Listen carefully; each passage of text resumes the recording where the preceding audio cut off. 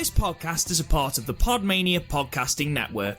Check out podmania.co.uk to check out more of our great podcasts, features, reviews, match ratings and previews spanning the crazy and diverse world of professional wrestling.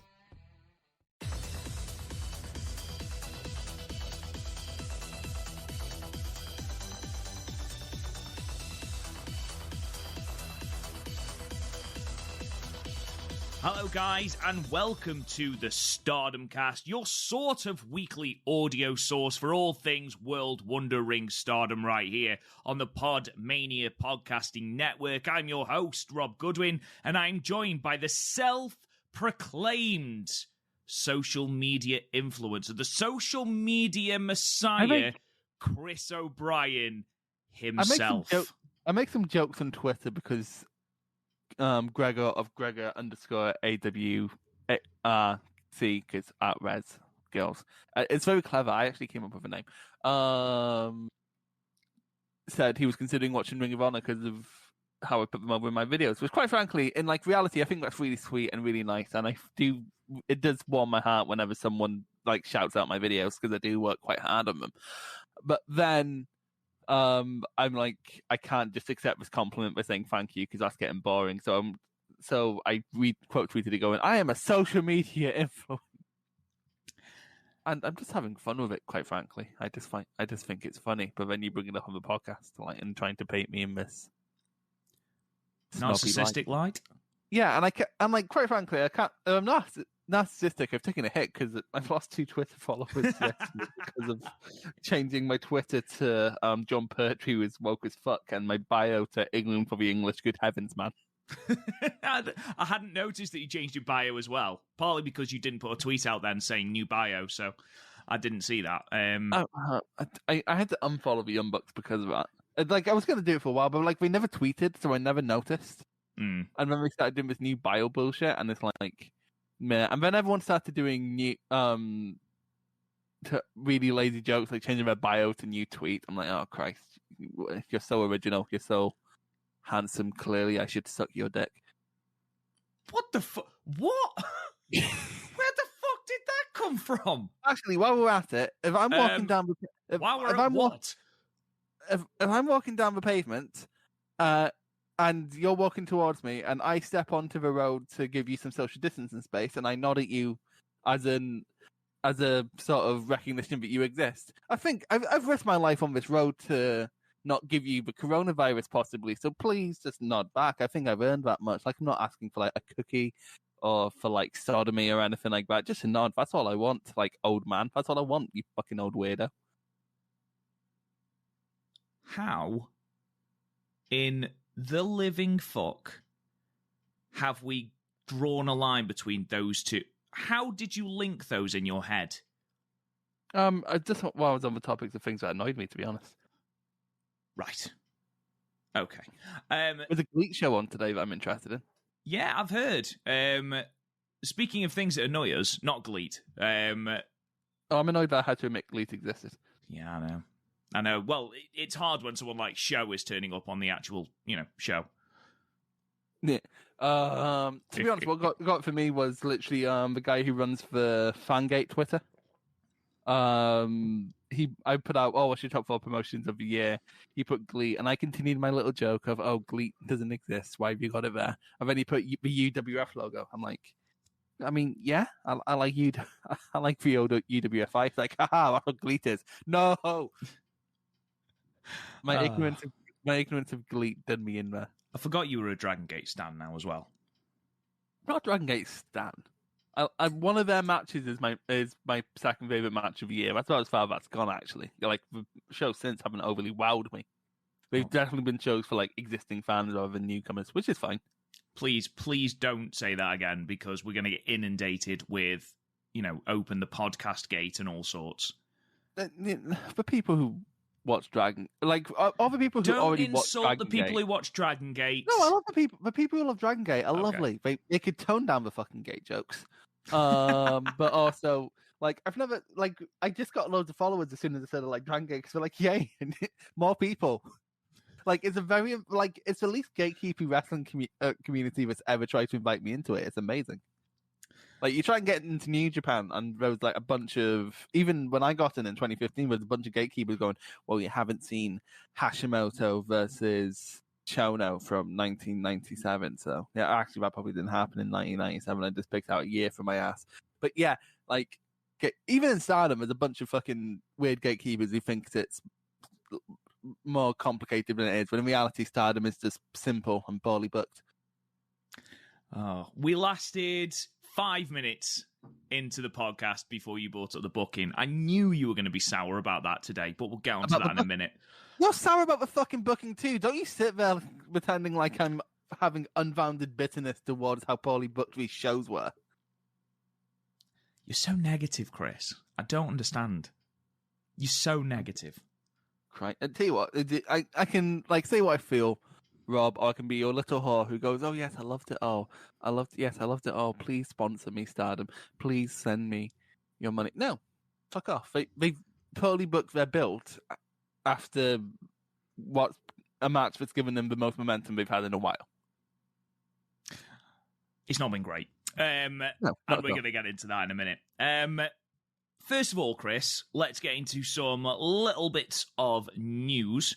A little bit of a rundown of how we're going to do the podcast today. I'm going to run down the news. Now, those that listen to the podcast, I would say last week, I think it was 2 weeks ago, the last episode anyway, me and Chris didn't exactly put over our points more than just yell at each other about the Utami and Syuri match. So what we have decided to do... In my defense, he started it. You absolutely started it. Do you know what? I'm not going to get irate today. I'm not going to get all up in arms about it. You're not going to wind me up. I'm going to be calm. Mayu, don't say anything about Mayu. Mayu Iwatani is an okay wrestler at best. Yeah. Momo Watanabe is having a better year than her, and Momo's not even being pushed. Hashtag Momo's buried. No, she's not buried. She's just better than Mayu. Of course she is. No, she absolutely is. What we're going to do is we're going to just... Basically, I said on the Discord afterwards that I had all these things I wanted to say about the match, and they all got lost in the heat of the confrontation, so we're just going to basically go over the match again and just talk about the different things. We've both watched it again, so we've both got different points of view. We're not going to shower this up of each other. Ultimately, a matter of opinion is a matter of opinion, so we're going to talk about that again. We're going to talk about some of the results and, as Chris mentioned, the aforementioned, in inverted commas, poorly booked build to... In inverted commas, it is a poorly booked... You agree with me. Why are you fucking painting me as unreasonable?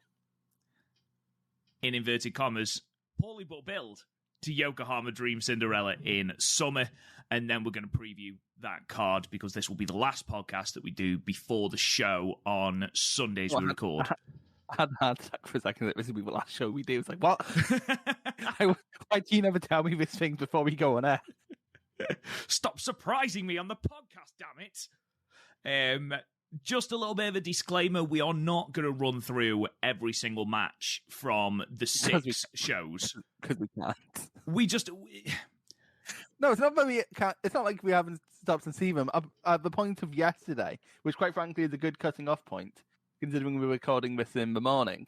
Only 3 matches from the road to Yokohama in I can't say that fucking name. Hakodate. The one from the 27th? Yeah. Nope, that's still not up yet. Yeah, there's 3 matches up from... But I'm on the wrong one. The 26th. The 26th, yeah. Only 3 matches were up, and then 2 afterwards. We just haven't bothered. Although, time limit draw makes sense. Time limit draw. Both times, it was Queen's Quest versus Stars about. What the fuck? I've opened the same show twice. You muppet. It's like, the shows look very similar. Oh. They are. Oh, right. Yeah, all these shows are very similar. Yeah. Well, they've run shows on the 19th, the 20th, the 23rd, the 24th, the 26th, and the 27th. But at the time of recording...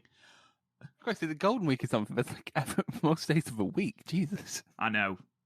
There was no 24th up as of this morning when I finished watching all the matches that I was going to watch. And there's only half the 26th card up and none of the 27th. So I know that matches from the 24th have been added but we just haven't had time to watch them for the podcast, so we're just going to fill you in on the results. The title match, the Artist of Stardom title match from the 26th, hasn't been uploaded to Stardom World yet. It's the one match that hasn't been uploaded, so we'll just give you the result to that. If you don't want to hear it, then obviously, just skip ahead in the podcast. But we're not going to go through every single match. We're going to go through the main story beats of the main matches of the main stories heading into the pay-per-view, which is Starlight Kid, Unagi and Mina, and Micah. Are basically the main storyline beats that we're going to pick up from these 6 shows, because, as you already mentioned, Chris, a lot of the cards were very, very similar, and though the match quality was good, you're not going to have many different... Good, exactly. You're not going to have... That's the least you should expect from a wrestling promotion, that they have good wrestling. You're not going to have many Oedo versus DDM matches that are different, especially in, shows from Mutsu and things like that. Do they even have a match together on the card? I don't think they do. No, they don't. Annoying. No, they don't. So, it was a great idea to pair them off. Jesus fucking Christ. Right, so just kicking into some news, and they are just little nuggets of news, nothing absolutely huge. We're going to start. Sayaka Kamitani is the latest on the injury list. She was reported as going to be missing the 26th and the 27th of June with an injury. I can't seem to find anything that says why she's injured or what her injury is.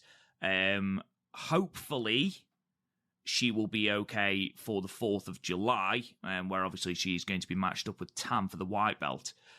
But let's not forget that this is what they did for Himika, brought her back for the pay-per-view, and then she's had to have a month off. So fingers crossed that's not what's going to happen with Sayaka Kamitani. Hopefully someone's going to be able to come into the Discord or, in Twitter or on YouTube and be able to tell us what is actually the matter with Sayaka Kamitani. Hopefully it's nothing too serious, because she's been on a bit of a tear recently. Have you heard anything, Chris, as to why she's out, or? Aliens. I knew you were going to say something stupid. You're just in one of them moods, aren't you? Are you wine drunk again? No, I'm drinking coffee. Okay. Have you watched Community? No. Oh, you've watched Community, you fucking heathen. I've got a Troy in our bed in the morning mug. Troy in our bed in the morning. I'm sure that's got over big with the people that have watched Community before. Yeah, but one of the best sitcoms ever made. Top 3. That is a bold claim. It is a bold claim, and I stand by it. Top 3 sitcoms ever made. Right, go on. For the sake of argument now, what are your 3 top sitcoms? Okay, does BoJack Horseman count? You are not putting that in the top 3, surely. Yeah, BoJack Horseman, Scrubs, Community. Oh, you're such a Gen Z cunt, honestly. Oh, I'm sorry that I was born after 1996, Robert. Honestly. What, because I love BoJack Horseman? How is that in your top 3 of sitcoms? Think of all the sitcoms that you haven't listed in that top 3. In the top 3, it's almost like there's only room for 3 sitcoms, I Robert. know, so why is BoJack Horseman in there? Because it's one of the best sitcoms. It makes you feel so many things. It's about a man who's a horse. Yeah. If you can't get past that initial premise, Robert, I don't know how you watch television. Honestly, do you know what? I'm no. Imagine you watching Star Wars. That man's green. This is bullshit. But they're professed to be aliens. It's set in space. It is set in space, but he doesn't profess to be an alien. Is it a world where animals also live? How's that so hard for you to understand? The fact that you are attempting to try and rationalise the man horse is unreal. BoJack. That's part of the fucking humour, Robert. It's a comedy show. Oh look, that man's a horse. Yeah, I mean, we do little visual humours with animals in the show. It's quite good. Right, where are your top 3 then? It's quite good. It's quite good, but it makes your top 3. No, I didn't. If I said great, we'd just go on to a further fucking argument. You're just not willing. I have a feeling you just watched the first episode and were like, no, he's a horse. No, fuck. What's your top 3 then? Ooh, now then. It's difficult because a load of sitcoms, the first couple of seasons are great, and then they're just shit. Yeah. Like, Actually, you know what? In all of, apart from BoJack, who has, I believe it's 6 really good seasons. Scrubs has a really bad last season and a really mediocre 7th, and then Community has a bad 4th, which then gets back on track on the 5th and 6th. The problem, but then the cast started leaving. It was a bit unfortunate. So, like, in terms of sitcoms that are good all the way through, the only one I can really think of is Brooklyn Nine-Nine. agreed. Yeah, Brooklyn Nine-Nine doesn't really have a down season, does it? No, it has some meh episodes, but yeah, it's got some meh episodes, but what show doesn't? I mean, you look at, even things like Friends, had some really shit seasons. The whitest thing in the world. It took them 10 years to have someone date someone of color, and they dated so many people. Like, surely from fucking, just in terms of pure statistics, it must have happened at some point, and they chose not to show it. Maybe.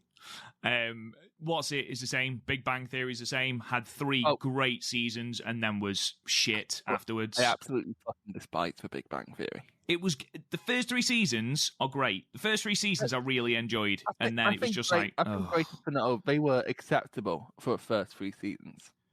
And then they overdid Sheldon. They overdid every aspect of the show. They blew up. Leonard is a manipulative little shit. Yes, he is, 100%. He's a twat, and we're supposed to pull for him. The fact that Howard, the fucking creep, ended up being the best person out of the 4 of them. Just, yeah, ridiculous. Poor writing. How I Met Your Mother is, they booked themselves into they wrote themselves into such a corner with that show. Because apparently they decided on the ending in season 2. And it's like, don't do that. Like, shit changes. It's a sitcom. It's, yeah. That had 5 really good seasons, and then meh. I would argue they didn't really have a bad season. They just really didn't stick the landing, which retroactively made the last few episodes bad, the last few seasons bad. I really dislike the last season. Really. Not just because of the fact that we've built up, spoilers for those who've never watched How I Met Your Mother, but the fact that we built to meeting his mother, and then the mother dies and he ends up with Robin anyway. But, no, fuck off. Here's the thing, you're stalling. You haven't given me your top 3 yet. I'm gonna go retro. These are in no particular order. Only Fools and Horses is tremendous. I've actually never seen Only Fools and Horses. The humor is... It was never on as... It was never on as a kid. Really? Yeah, it was on like UK TV Gold. I was just going to say, it was on repeat on UK TV Gold. At the time, I'm not sure if it's changed now, but at the time you needed Sky to get that, and we didn't have Sky, so... Ah, right. Before the days of Freeview. Well, no, it wasn't before the days of Freeview. It just wasn't on Freeview. Ah. It's difficult not to put Brooklyn Nine-Nine in there. See, the first 6 seasons of The Office, the US Office. I've actually only started watching that recently. I'm on season 3 now. It's really good, but then like every other US comedy, it goes on too long. Yeah, exactly. It just goes on too long. I'm kind of relieved that Brooklyn Nine-Nine's ending this year. It's like, good. We can have one more good season, and then we can't say it ever got bad. Yeah, exactly. It got awkward, but it didn't get bad. Yeah, the US Office, Brooklyn Nine-Nine. I don't think you'll have seen Spaced, will you? No. Spaced is really good. It's Simon Pegg and Nick Frost. Oh, I would probably like that, man. Do you think that the fact we go on so many tangents is part of our charm, or do you think it's limiting us? I think it's probably why we'll never get sponsorship. It can create good segues. Is it though? Do we make good segues? Now we're talking about things that make you laugh. Audible has a selection of very good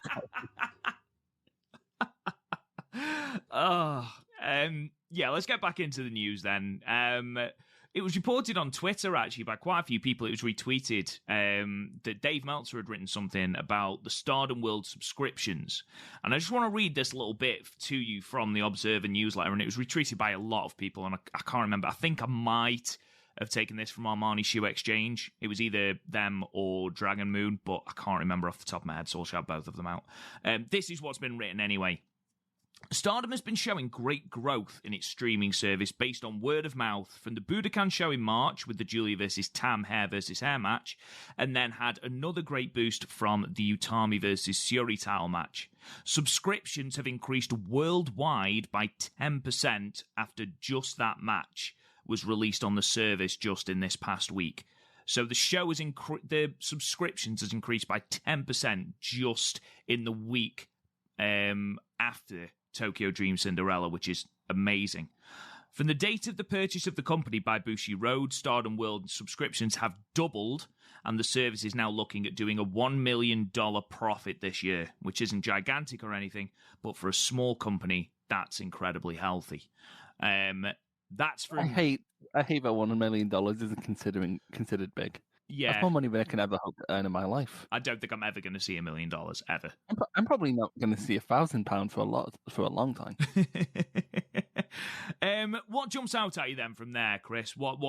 How are you feeling about that? I think it's disingenuous of him to not mention the Stardom cast. There is a direct parallel between Stardom's success and... I mean, when did we start? Right after the Bushi Road purchase. It's only went up since then. I mean, anyone who thinks that they aren't intrinsically linked is obviously extremely foolish. Before we go on, because apparently Rob doesn't know what a joke is, I am joking. Just so it's not taken out of context if someone ever wants to cancel me. It makes sense. With Bushi Road, we have a bigger force behind them to push them up, and they've been running bigger shows, which naturally brings in bigger audiences, and it is healthy growth. I don't bother myself a lot with Stardom's bottom line because it just leaves people going, well, it's profitable, there X de facto, these flaws aren't here, and Stardom is really, really fucking flawed right now. But it's good for them, I guess. Absolutely. Absolutely, it's healthy. But more people in the club can only be a good thing. I just hope they don't do a New Japan or an NXT or a Ring of Honor or basically anyone else, whoever gets big, where they lean into their worst tendency because that's what they think makes them good. Yeah. The Johnny Gargano effect is what I call it. You don't want to over-westernize the product. No, it's not even over-westernized. Like, leaning more into epic-style runtimes that can be burning your candle at both ends. We've seen that with New Japan. Mm. And they are objectively leaning into more epic-style things. Leaning into the draws. Which we'll get into, certainly. But yeah, we Stardom haven't been growing this much by this much long enough for us to say whether or not they're going to do that. I just hope they don't do that. Yeah. From a positive standpoint, I agree with everything you said. You haven't said anything I disagree with. But the fact that the subscriptions have grown by 10% in the week that followed Tokyo Dream Cinderella, that's an astonishing statistic, and that shows how much of a buzz there is about the promotion at the moment. On the back of, what was a good pay-per-view, but on the back of what was a stellar match. People wanting to check out the product is great. It was the same thing with New Japan, wasn't it? Where Wrestle Kingdom 11 was, by the most part, an okay show with the exception of a top 3 main events, but very, very good. Mm. You had... Because on it you had GOD versus... Who were GOD facing? Someone shit. It would have been some manner of GOD and Killer Elite Squad. Yeah, I would have thought so. Yeah, it wasn't today where we tried to make Wrestle Kingdom great top to bottom. It was a build, and then you got Kushida, Takahashi, which was incredible. Outstanding. Naito versus Tanahashi, which in hindsight is my favourite match from the show. It was a really, really, really good match. That was really good. And then Omega Okada, which was okay. You may have heard of it. But yeah, I didn't hear about Wrestle Kingdom. I heard about Omega Okada. And then exactly. And people didn't hear about Tokyo Dream Cinderella. People didn't hear about Tokyo Dream Cinderella Special Edition. No, they knew about Utami versus Syuri. Yeah.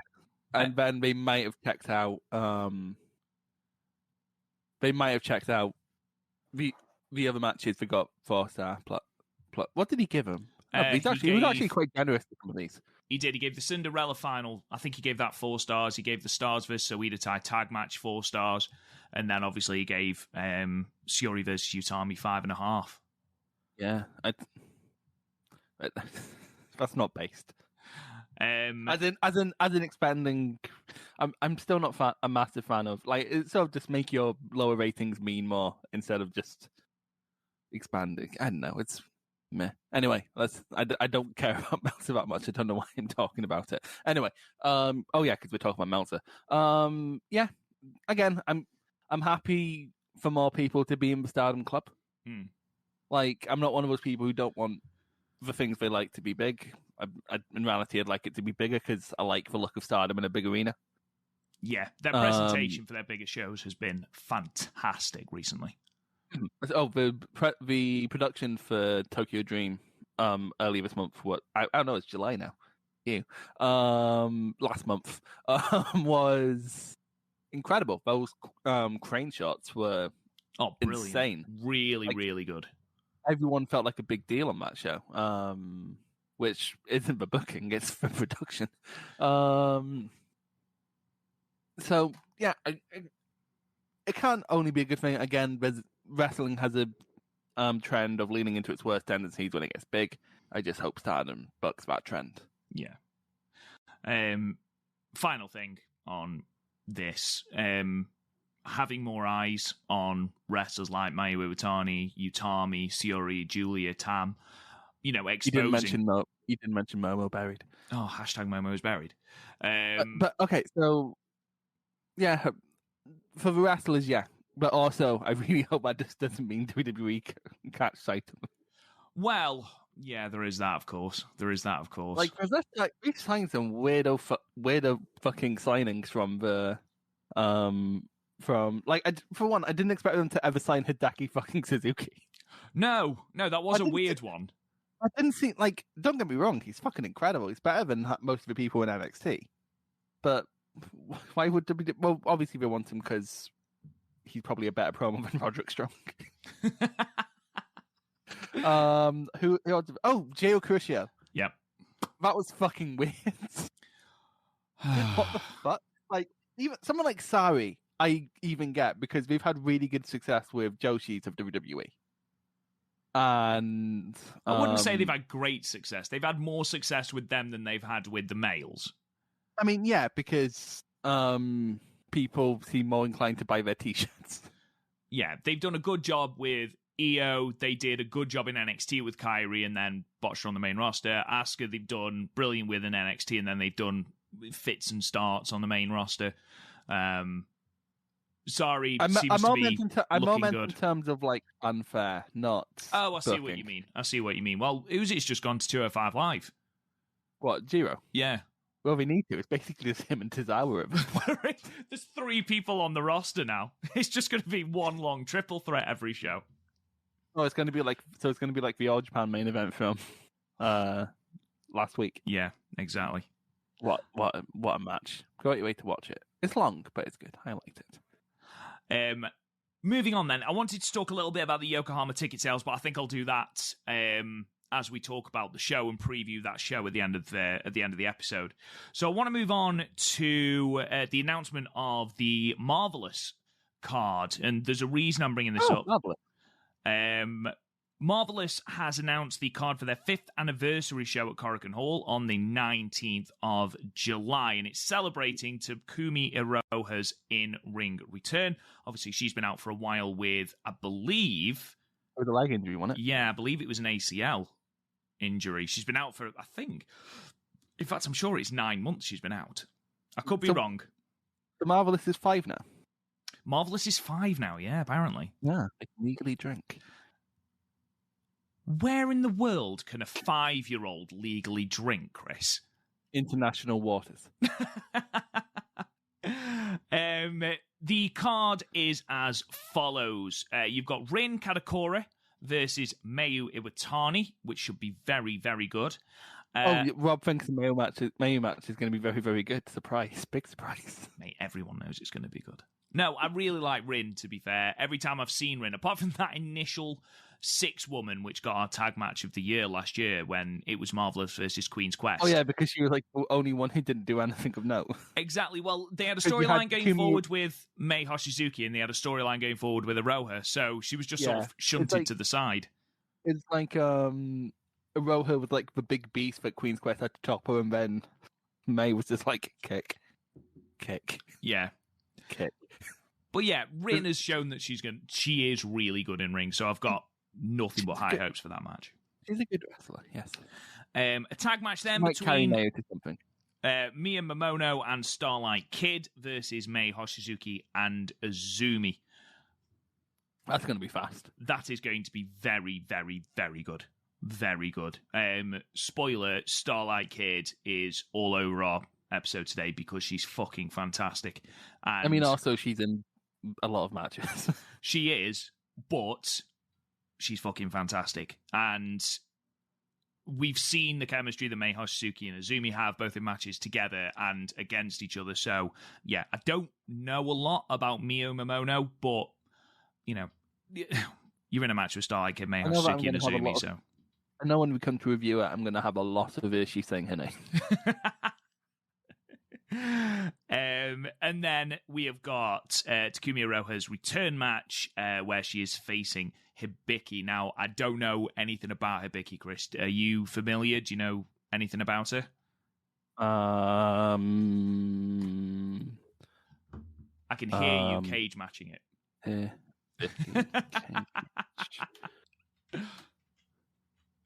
Okay, let's have a look. She is 22 years old. Okay. She has wrestled in Marvelous, obviously, and Sendai Girls, and Pro Wrestling Wave. She has some notable matches against Dash Chisako, who I know about because Val keeps putting her over. She has not won any championships, but she is been going for 6 years. Trained by Jaguar Yokota, Karu Ito, Kyoko Inoue, and I'm not even going to attempt to say that. She's 5'2", Robert. The fact that you've got all this information just off the top of your head, Chris, is quite astonishing. You are an encyclopedia for wrestling knowledge. Weighs about 165 pounds. Roughly. Roughly, okay. And is currently wrestling for Marvelous. That's Women's Pro Wrestling. Thank you very much. That's an incredible... Marvelous. That's women. Oh, I thought you were trying to tell people at home that Marvelous was women's wrestling. I was like... No, that's the name of it. That's the actual name. That's the name of the promotion. I'd forgotten that was the actual name of the promotion. That's amazing. I don't know what's better, that or seedling names. Seedling names are just fucking weird. To be fair, you apparently have no tolerance for suspension of disbelief if your views on BoJack Horseman is to be believed. So, moving on from Marvelous, then last bit of news, and it's Stardom related in a way. Jamie Hayter, who of course part of a Weird Tie, hasn't been back since the start of the pandemic. She and Sky Smithson are attending NXT UK tryouts. This on the back of it being widely reported that Bea Priestley will be debuting soon under the name Blair Davenport.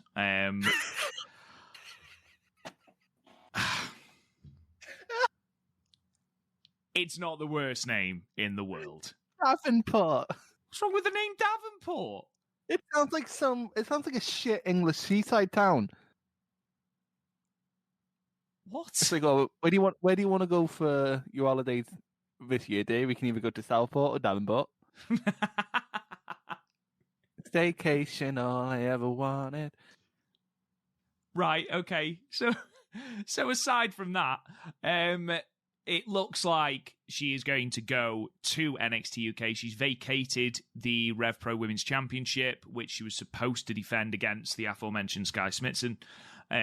So it looks like that is going to happen, I would have thought. It's a shame because, judging from her Twitter, she's now in absolutely phenomenal shape.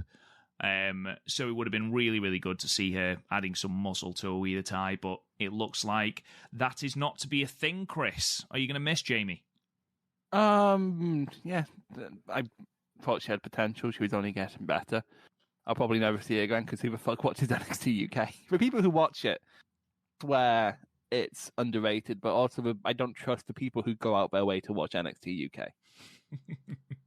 Like, who thinks I have an hour to kill? Let's watch. And you can do so much in an hour. Episode of Doctor Who. 4 episodes of classic Doctor Who. Make a coffee. Play some Spider-Man. Read some Spider-Man. Have I drawn this out too long? A little bit, yeah. Yeah, just a little bit. Yeah, it's going to be a shame to see it go. Yeah. But again, half of the guys in Ross has joined NXT UK now, because as in Bobby Tyler also signed for NXT UK. Yeah, under Steve. I think she's Stevie Turner. Stevie Turner. Yeah. That's a better name. So the only ones really that haven't gone to NXT UK are Zoe Lucas and Session Moth. Oh, Zoe Lucas, incredible. Yeah, great. I can't wait to have her back. So yeah, I don't know what sort of guys in representation, because obviously we had Layla Hirsch as well, who was part of Tokyo Cyber Squad. She's currently in AEW. Yeah, we don't fucking do anything with her, so I think we could probably get a booking. Yeah, if she's only on Dark. There's the Australian scene. I don't know anyone in the Australian scene. Neither apart from Charlie Evans, who's tied to Sendai Girls, and Jessica Troy. She's good. She'd fit in. Which faction would you put her with? Stars, they need something. They do need something. They do need something, Jesus Christ. Right, let's move on then from the news to our thoughts on Utami and Syuri. Obviously, there's been a tremendous amount of response to this match, and Chris, I'm going to throw to you in a minute because I know you've watched it again, you've got thoughts. Again, just to reiterate, we're not being as confrontational as we were in the last episode. Yourself, you can't. We're going to just put over our own thoughts on the match. I said before on the previous episode, the amount of coverage that this match has got is unbelievable, from the people who were talking about it, from Tom Lawler to ESPN. Stephen Larson were talking about it from Going In Raw. I was like, what? It just didn't seem right coming out of Steve's mouth, but even so, so it's permeated many corners. I miss when we used to do top 10s in Machinima. Jesus, you're getting back some Machinima, Jesus. Yeah, I was a teenager, and I'd say I was happier, but that's a lie. I was a teenager. Nobody's happy as a teenager. But no, I'll be honest, that is the only way I know about anything that's going on in WWE, because I listen to their podcast. That's the only way. But yeah, Chris, Meltzer gave it 5.5 stars, and I know you don't give a shit about, Meltzer's ratings, but it is worth bringing up as, it's the first Joshi match in, I think, 26 years to get a 5-star rating from Dave Meltzer. And I know he hasn't watched, a boatload of Joshi since the folding of All Japan Women, but even so, it's still a massive accolade to have. But yeah, so the thing is, I don't put much stock into what Meltzer rates over 5 stars after. What did he fucking rate?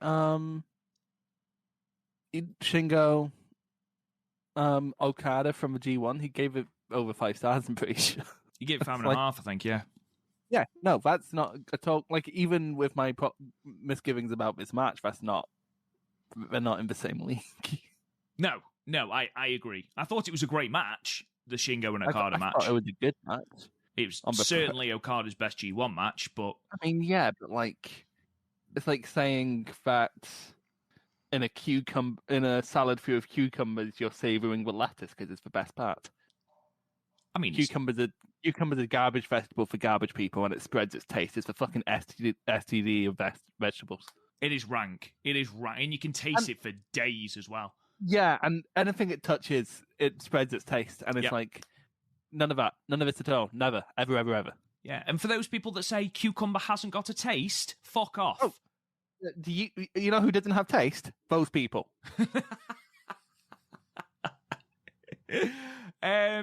Chris, so you rewatched the match. You said you got some thoughts. You wouldn't tell me your thoughts until the podcast, so I'm waiting with eager ears. Go for it. You call me out when you do that. You don't tell me fucking things I need to know for the podcast. Like today's our last episode, apparently. Okay. Well, it wouldn't surprise me if you fucking did that. Okay, so even with... I'm going to get on to my possibly amended thoughts about the bit in the middle in a second. As a match, it is really, really good. It's brutal.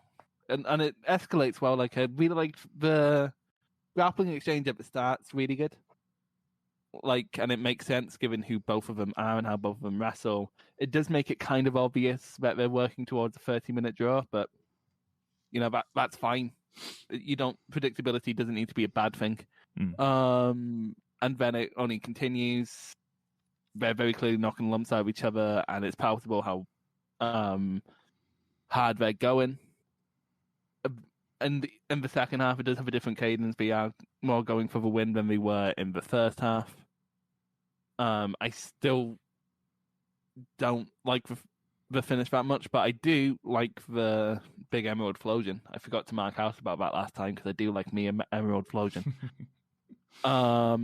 Thought Stuart Fulton did a really good job on commentary. He was really excitable. Sonny was there. In terms of the booking, okay, so like I completely understand if Stardom want to start running these longer matches. I completely get that, and honestly, if there wasn't that gap in the middle, I'd be probably singing the praises of this match along with everyone else.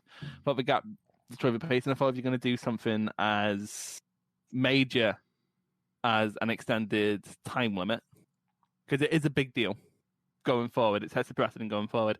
I don't think it should be a spur of the moment decision. I think it should be something that's lent a bit more weight than it was. Because as it was kind of just, can I have more time? Okay, sure. I do think, because it doesn't look like we have any thoughts on expanding the time limit. And to be honest, if anyone does go for a draw, if a draw ever does happen in a title match again, people are going to look stupid if they don't ask for the extended time limit. And also, we're going to go into it later, but I think the amount of draws on house shows kind of diminished the effect of the draw on this show. Because it's like, oh, but it goes to a draw, makes sense, it's Stardom. I'm less militant as I was beforehand, mostly because I knew it was going to happen. So, like, I have a clearer thought on the second half. And if we were going to do something as major as add the second half, this extra time, I think it should have went to a win to someone. If they wanted, like, if they ran a match like they did for the first half, and then Syuri was like, I'll face you another time, and the next time they decided to have an extended time limit, and they had the exact same match, exact same cadence, and that ended in a draw, I wouldn't have a problem. I think it's literally just because I think something as major as changing the rules of a title match shouldn't be an on-the-fly thing. Fair enough. I don't want to talk over you, so are you done, or is there anything else you want to add before I go? What else do I want to add? Do I get a dental plan for right, on this podcast? I'm going to stop. I hear what you're saying about the time limit draw, and that's a fair enough opinion. For me, there was a couple of things that I didn't quite get over not in my argument last time, but in my analysis of the match. There's no point me going through this match beat by beat and saying how good it is in ring. If you listen to this podcast, you'll have seen this match and you know how good the in-ring action is. That German suplex onto the so they're standing on the outside, Utami doing that German suplex to Syuri and her smashing her head on the corner of the apron. Horrendous. The air raid crash onto the apron. Disgusting. The Emerald Flosion that you spoke about, Chris. The underarm suplex off the top rope into the Kimura lock. A thing of beauty. A thing of beauty. And, hopefully I managed to put that over in the last podcast. The thing I didn't put over in the last podcast is the emotion. I was talking to Armani Shoe Exchange on the Discord, and they put forward a really, really good thread on why, this as a one-off thing was okay. It was a unique thing. I completely understand where you're coming from, Chris, in future, but looking just at this match for a moment, the emotion of both competitors. You think about Utami. We spoke about it last week. Utami has been red belt champion since November. And so far, she's been shunned from main eventing Budokan. She didn't. Again, we don't. That's not the problem. The problem is when she was shunned from headlining Yokohama. Exactly. That was what I was going to say. She was shunned from headlining Yokohama. And she came out in an interview and said that really upset her. So now she's on a stage in the main event wanting to prove, feeling like she's got something to prove. Okay, she wants to be the best. She wants to put on those bangers. You've got Syuri who wants to complete her legacy. Okay, she's come in from the world of MMA. She's won the SWA, the goddess, the artist. She wants to complete that legacy. She sees the red belt as that completion of her legacy. She's lost her mother recently. She wants to be strong like her mother. She wants to have that core like her mother. So to have a loss for either woman is just, it's a no-go for either of them. They have to push through the pain. They have to throw everything at each other, and they have to make sure that they get up again. And the emotion that evokes in the watcher leads to this phenomenally unique match. And then we get to the end of the 30-minute draw, and they ask Rossi for another however long. They want additional time. And again, it was said on our Discord that even Rossi was caught up in the emotion of the match, and he was caught up between, the chemistry between Utami and Syuri. And that's what led to the second part of the match, the brutality of the second match. Gone were the mat exchanges, gone were the forearm exchanges, gone were the submission exchanges that made up a good portion of that first part of the first section of the match. It was just bombs, and you sense that not only were they going for the killing blow, but more and more desperation was eking into this match because they had to win. For their own reasons, they had to win.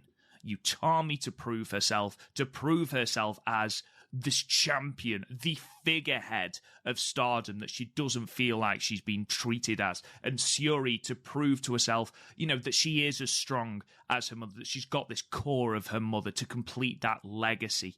And I think that storyline of both women coming in with that thing that they want to prove in this match, not only do they want to be champion, but they've got that thing to prove to everyone else and, most importantly, to themselves. And that's why I'm not a fan of time limit draws. I've never been a fan of time limit draws. And trust me, as we get onto this podcast and, the results and the build up to Yokohama, you'll see that there are more that I don't agree with. But here, where both women have given everything they possibly can for their respective causes, they've drained themselves. They are emotional husks, having literally left everything in the ring. Do you know what? The draw makes sense. Utami couldn't beat Syuri, so it sets up another match down the line, which I am more than happy for. And we will get a result there, 100%. Syuri didn't lose, but she didn't win. So she hasn't quite proved it to herself yet. It's building another match, which is fantastic. I can't wait. But this once, as a unique wrestling moment, I'm completely fine with it. I understand why people aren't. I am completely cool if people aren't. And I understand the trepidations going forward if it does lead to other things not being taken seriously. Like, say, Tor and Utami go 30 minutes and then Tor asks for another 15 minutes, God forbid. That's something we'll talk about if it happens. But for now, as a singular entity, as a unique moment in wrestling history, I adored this match. Absolutely adored this match on an emotional level. And those people who are on our Discord, please go. I think it's on the podcast episodes thread, I think, maybe. Go and check out Armani Shoe Exchange's rundown of the match and their thoughts on it. It's really, really good. We should probably just start a blog already. Should probably what? We should probably start a blog, because you'd put it over every podcast. But yeah, this little section of the podcast isn't for me and Chris to argue about this match. We did more than enough of that on the last episode. If you want to go and hear us shout at each other for half an hour, go and check out episode 34. But it was just a chance for us to get over what we didn't get over in the last episode. So, with that being said, I'm not going to ask for your star rating, Chris, because there's no point. I didn't give one. Exactly. You gave it no rating because, you were torn, and that's absolutely fine. Which it's funny, because we were talking about this earlier, because it shows how fucking trivial ratings are, because by that standard, it's as good as like, if you were just going purely on ratings, it's as good as Muto versus Go and Muta versus Kano, which is, of course, ridiculous. Muta versus Kano is much better. Kano set his foot on fire. I knew you'd try and put over that match. he set his fucking foot on... You know what? If any of these shows involve fucking Ruaka setting her foot on fire and kicking someone, I would put the show over more. Fair enough. But, it's not going to happen. Stardom are cowards. Right. We'll move on from that a little bit. I have still given it 5 stars, but there we are. Moving on. Not 5.5. You're burying Utami. I haven't even talked about Momo. Let's move on to a couple of the results heading into the next pay-per-view, which is on the 4th of July, Yokohama Dream Cinderella in summer. Again, like I said, we're not going to go through every single match because we haven't watched every single match. I'll be damned if I'm watching Rena versus Lady C from, in a 4-minute match at the start of a card. I haven't watched any Fukigen and Death matches. You're a fake fan, Goodwin. I am, you're right. So what I'm going to do is I'm going to go through each of the cards, read through all the results, and then we'll talk about different matches. So we'll start with the show from the 19th of June, which was Stardom in Shizuoka, which was from the Shimizu Marine building in front of 275 people. The results were as follows. Rena defeats Lady C in 4 minutes and 28 seconds. Momo defeats Hina in 5 minutes and 54 seconds. 6-woman tag, Donna Del Mondo, Julia Micah, and Syuri defeated the Oida Tai team of Fukin Death, Konami, and Saki in 13 minutes and 48 seconds. A match I know that Chris wants to talk about in a second, the 6-man or the 6-woman tag team match, Cosmic Angels, Mina Shirakawa, Tam Nakano, and Unagi Sayaka versus Queen's Quest, Azumi Saya, and Utami went to a 15-minute time limit draw. And the main event, which I've got a lot to say about, and I'm sure, anyone that's been watching Stardom will, want to hear about Starlight Kid. Oida Tai defeated Stars, the Oida Tai team, Natsukatora Ruaka, and Starlight Kid defeated the Stars team, Hanan Kaguma and Mayu Iwatani in 15 minutes and 36 seconds when Starlight Kid pins Hanan with a moonsault. So, Chris, I wonder what you could possibly want to talk about of this card. So Mina Shirakawa is the best wrestler in the world. No. Yeah. I'm going to save my rant about time limit draws for when we're reviewing how we think about the build as a whole. I think they're stupid. I think we're overused. We'll get into it. This match itself was fine. It was fine. It was good. It was an unremarkable tag match that didn't need a draw. Mina and Unagi did about as well as Mina and Unagi tend to do in these non-title 6-mans. The exchanges between Saya and Tam were promising for their Budokan show. Not Budokan. Yokohama. Well, it's Yokohama Budokan, so. Okay, but I wasn't completely wrong. Utami being a background player in the white belt build. Yeah. Which, isn't even an isolated incident on these shows. Meh. But the match was fine. time limits are stupid. I'll get on to why I think time limits are stupid when we're previewing Yokohama. Mm-hmm. But it's bad because in terms of matches, I have dick all to say about most of these matches. They were just sort of unremarkable house show matches, which would be fine if they weren't building to a major show. Yeah. You hit the nail on the head there for something that I want to say, Chris. So I'm just going to say it now. You said Utami played second fiddle to the white belt feud in this match. And she did, 100%. The main focus was Saya and Tam. And that is fine. Okay, if this was an isolated incident, that is fine. Because the exchanges between Tam and Saya were fantastic. And they, that is going to lead inherently to a fantastic match at Yokohama. I have no doubt about that. My issue is, and I text this to you this morning, Utami didn't win a match clean for the entire build to this pay-per-view. She faced Tora once. There have been 6 shows. 7, I think, in fact. Let's have a look. There have been 19th, 20th, 23rd, 24th, 26th. No, it was 6. So 6 shows, and Utami has faced off with Tora once. And she's not won a match clean. Now, I know that we are struggling with injuries.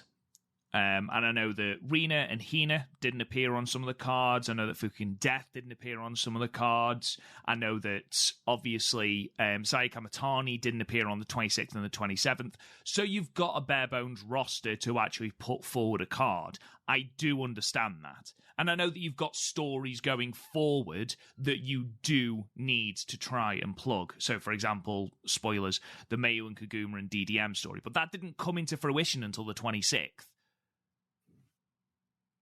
Why has Utami not faced Oida Tai? Well, she faced Konami. She faced Konami, so what? So what? Konami fans are going to shout at you for things. Well, anyone that listens to this podcast hopefully knows just how much I love Konami. Like, coming out of the 5-star, I was literally... If you're listening to this, he fucking hates her. Hates her guts. I put over just how good she was in the 5-star. I was the one shouting from the rooftop that she was the bottom of the pile in Oida Tai. Why the fuck weren't they doing more with her? I was, it was me and you who was telling everyone about how, amazing her match would be with Syuri, and it was. So, but why is Utami going to a 15-minute time limit draw? Are you telling me that one loss, that one clean loss from Konami is going to affect the rest of her year? No, of course not, because all it takes is another couple of wins and you can build her up. All it takes is a good showing at the 5-star and she's built back up. Utami, your champion, your figurehead, your top person, has not won a match clean in 6 shows. What the fuck? And I understand you've got to try and make the challenger look strong. Completely understand that. So, of course, make Tora look strong because that puts her forward as a legitimate threat at the pay-per-view. That is absolutely fine. Same with Saya and Tam. But Saya got a clean win over Mina. She has clean wins in this build. Why the fuck has Utami not? And I know we joked about how if it wasn't a big match, Mayu lost. But at least she got random wins on the undercard. Utami's getting fuck all. I mean, she won the triple threat between... who was it? It was like her, Starlight Kid, and someone else, and she won it by DQ. That makes sense, because Oida Tai was involved. Fine. And fine. The Konami match? No. I'll get onto my thoughts on the Konami match when we get to the Konami match. I disagree, and well, I haven't said my point, my standpoint. I just said I'll get to it when I get to it. I hate it. Anyway,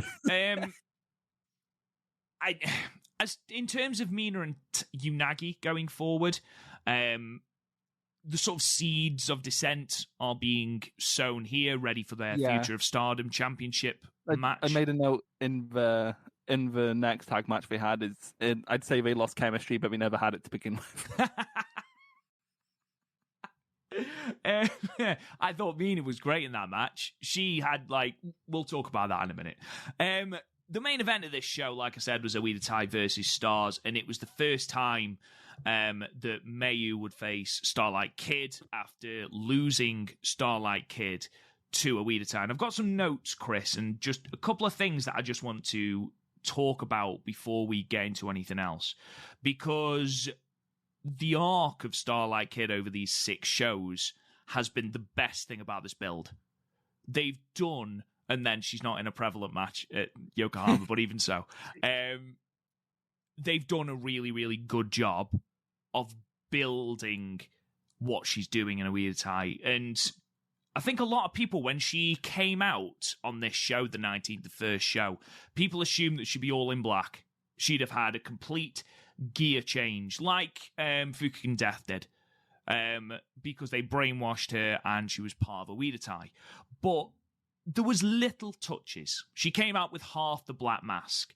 There was no kid written on the mask. It was just the S in the middle, which she's had periodically before, but it could be a hint at that growing period. And she's also wearing like her normal gear otherwise. Exactly. Just under an Oedo Tai top, which looks like she was being forced to wear because it doesn't fit her properly. I love the 2 parts of the mask because it shows that inner turmoil she's facing. I think you're writing fan fiction. No, not at all. Not at all. And this is backed up. As Stars come to the ring, she's the only one in the ring because Oedo Tai don't stay in the ring as people come in.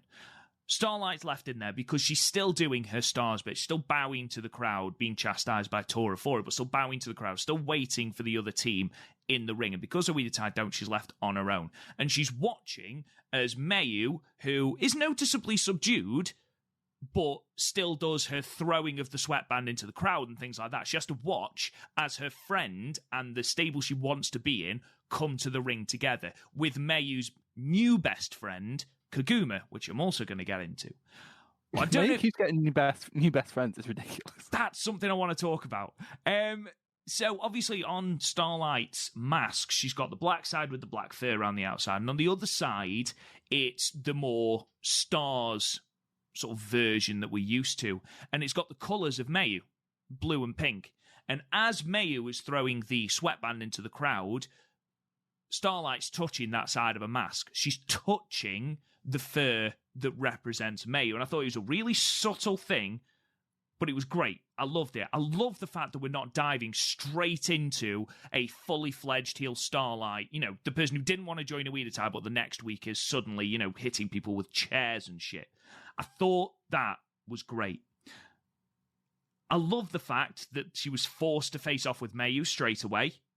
The fact that she was a little bit reticent to start off with, but she's growing into the matches. She's wrestling. She is at no point on these 6 shows wrestling heel. That's really important to note. She is not wrestling heel, but she is wrestling far more aggressively and far quicker. So it's almost like she's been unleashed. Not unleashed. Let off the leash is what I mean.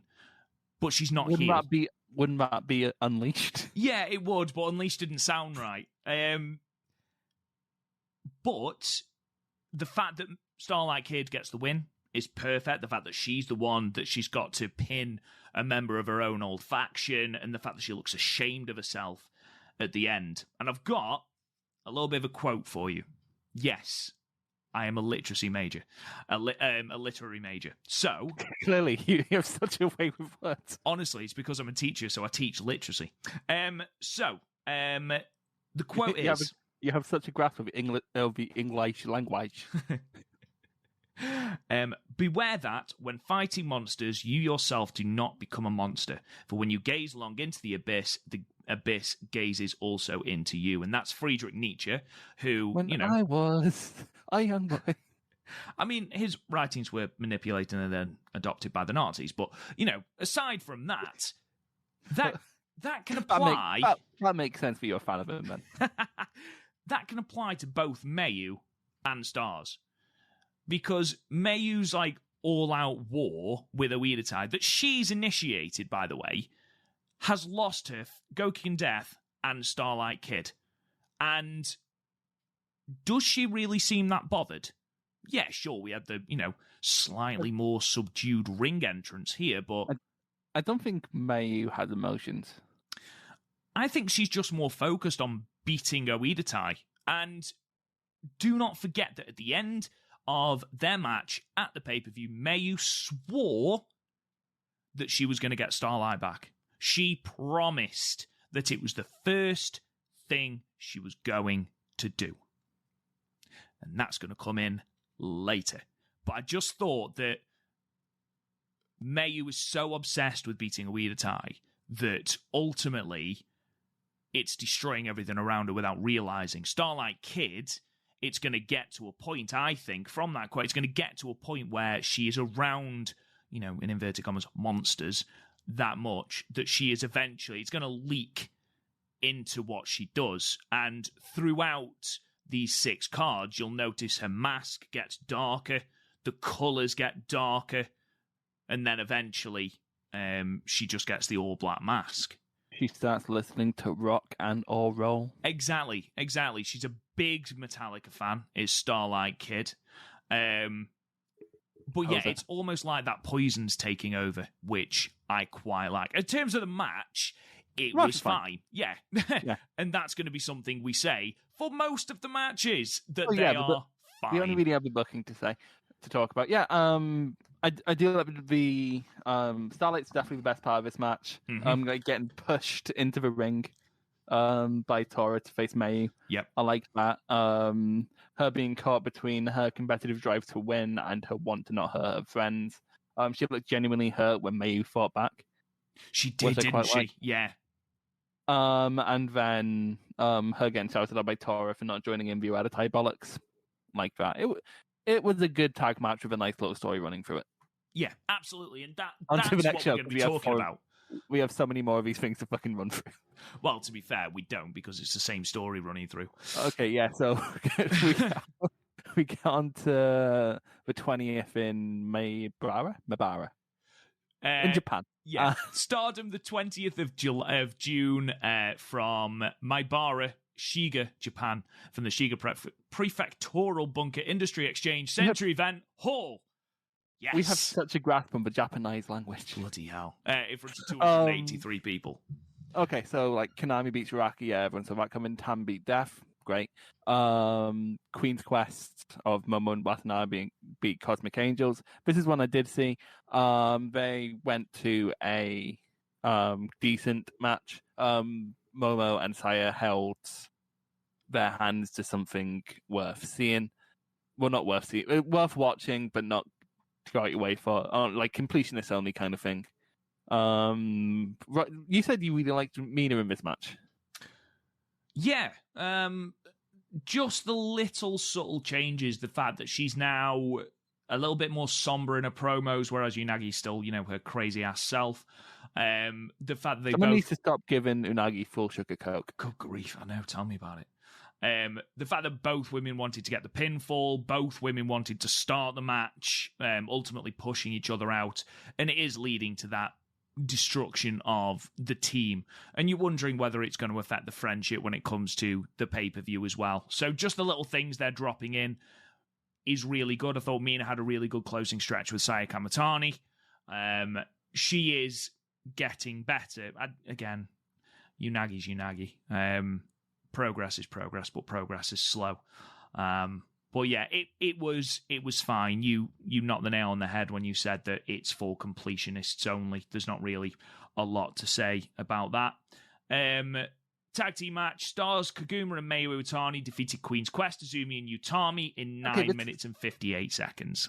Booking alert. I fucking right. Okay, so we're trying to build Koguma and Mayu as a legitimate threat, and so they have them go over Queen's Quest. The problem is, Queen's Quest has 2 established teams. We have Momo AZ and Aphrodite. You can't put them over Aphrodite because one's the number 1 contender and the other one's a champion. Mm-hmm.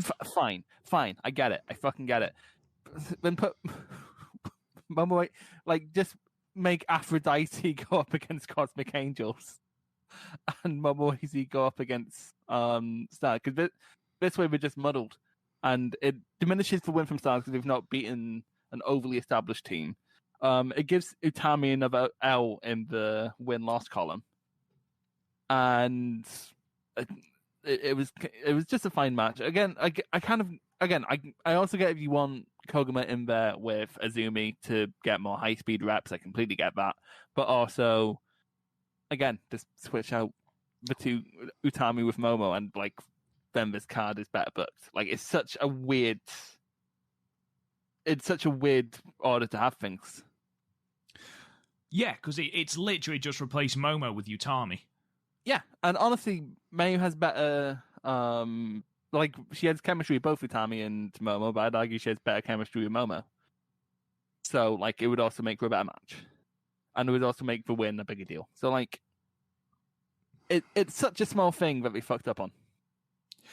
But that, more importantly, does give Utami a win as well. Yeah, it makes everyone, because then it makes a number one contender, and like, I would say, but it would be Utami playing second fiddle to the white belt feud again. But also, it's not like she was facing a at a time on this fucking show. So I know. Main event: the Ueda Tai team of Natsukatora, Saki Kashima, and Starlight Kid defeated Donna Del Mondo team of Maika Syuri and Lady C in her first ever main event in the absence of Julia at 20 minutes and 24 seconds with a roll-up. I must admit, Chris, Natsukatora stealing Utami's rose from a fan is shithousery at its finest. Yeah, imagine how much of a bigger heel move that would have been if Utami was in the same room. That would have been fantastic if they come in first and then who's it stole it? Tora. Yeah, that would be incredible. But yeah, this match was fine. Obviously, it's not going to be as strong as DDM or other tight matches normally are, because Lady C isn't a one-for-one trade for Julia. But she held herself well. She did her normal stuff, but did it well. Didn't miss any of her cues. Didn't really botch. At least not more than you'd expect a rookie to. I thought, as a first main event, she held herself quite well. She didn't stand out, which is really important. Well, she didn't stand out, but also, like, that could be a double-edged sword. She didn't stand out for any bad reasons either. That's what I meant. That's what I mean. I'm saying it as a compliment. I know it didn't come across like that, but I'm saying it as a compliment. She was an obvious pinita. Like, oh yeah, 100%. If this went to a draw, I'd shit myself in protest. I thought it was nice. I don't know if you watched the pre-match promos. There weren't pre-match promos for a lot of these shows, because I think they were just trying to get them up in a hurry because of the tour. But Lady C was really emotional at the start.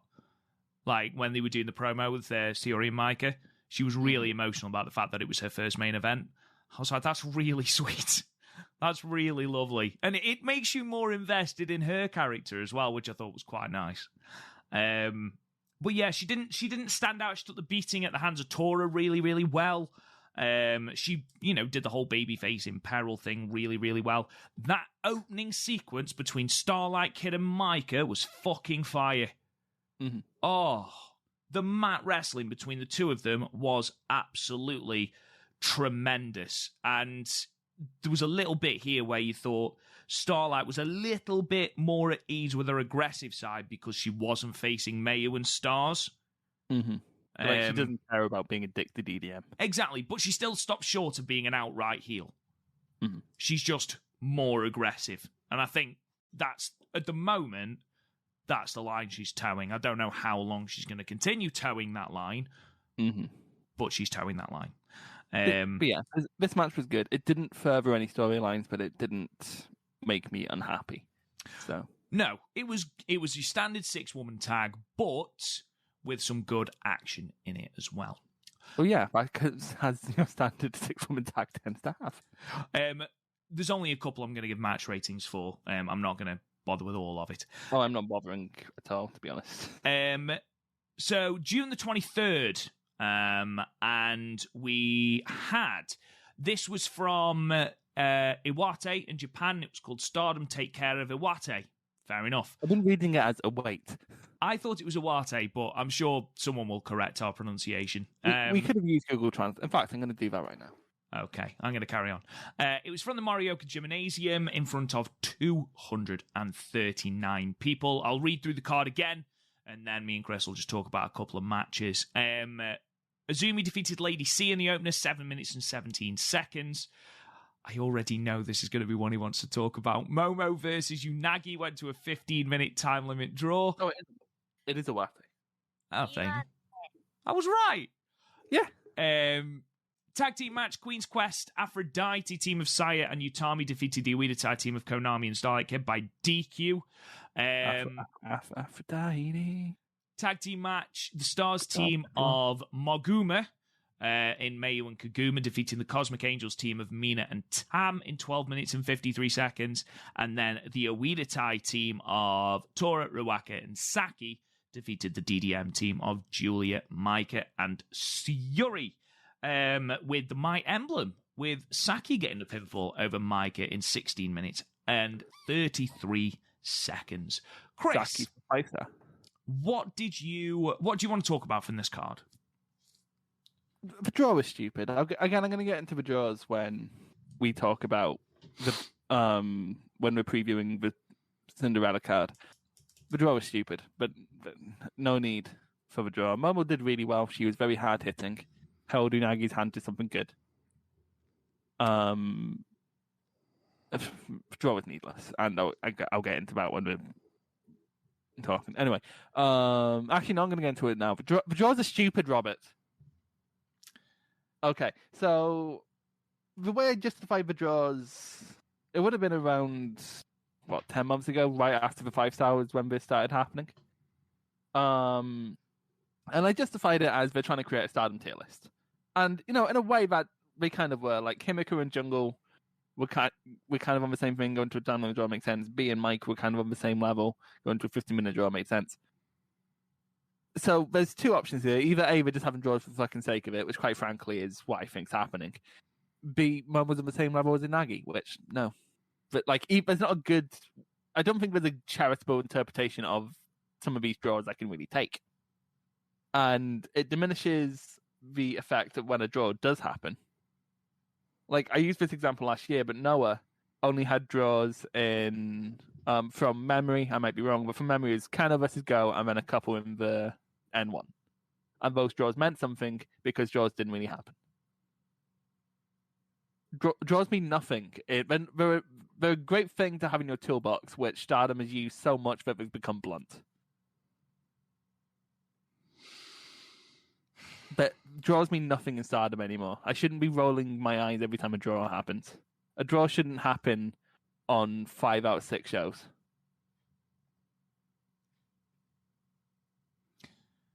There's such a thing as overuse, especially since Queen's Quest, in theory, should be paired off with Uedatai, who you can just get away with DQs because Uedatai are chaotic. I don't see any reason for these draws, and it's just created this abundance of draws, this abundance of no one can get over, has created this roster where everyone feels on the same level, which, yes, I guess can be good. Anyone can step up for a title match, yeah. But also, could you tell me, for example, we talk about Ring of Honor. They have very well-defined divisions with very well-defined contenders. If I were to ask you who's in the white belt division and who's in the red belt division, could you tell me? No, probably not. At times it feels like it's booked at random.